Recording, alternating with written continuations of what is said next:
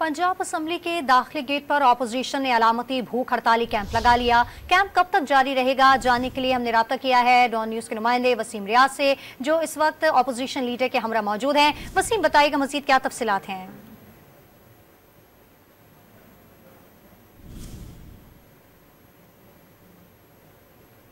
देखिए, पंजाब असम्बली के main gate के बाहर ये अलामती भूख हड़ताली कैंप जो है वो लगाया गया है, जिसकी सरबराही अपोजिशन लीडर अहमद खान भुट्टो जो है वो कर रहे हैं। इसके अलावा दीगर अरकान पंजाब असम्बली भी यहाँ मौजूद है और पीटीआई के कारकुनान भी यहाँ मौजूद हैं। 3 बजे के बाद ये अलामती कैंप जो है वो लगाया गया, जिसमें पीटीआई के कारकुनान भी शरीक हैं और आज तक कुछ देर कबल पीटीआई के जो रहनुमा आजम सवाती वो यहाँ पर पहुँचे थे और यहाँ से वापस जा चुके हैं। 7 बजे के करीब ये अलामती भूख हड़ताली कैंप जो है वो इसको ख़त्म किया जाएगा। जो पुलिस यहाँ पर पहुँची है उनकी तरफ से जो यहाँ पर रहनुमा पीटीआई के मौजूद उनको यकीनदानी करवाई गई है।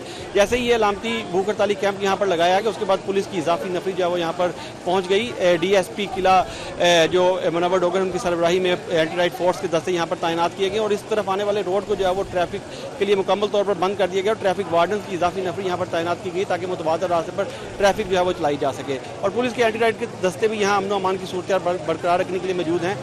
जो कैंप है ये 7 बजे तक चलेगा। उसके बाद अगले दिन का ऐलान जो है वो बाद में किया जाएगा कि दोबारा ये कैंप कब लगाया जाएगा। तफसील हमें अपडेट कर रहे थे वसीम रियाज, आपका बहुत शुक्रिया।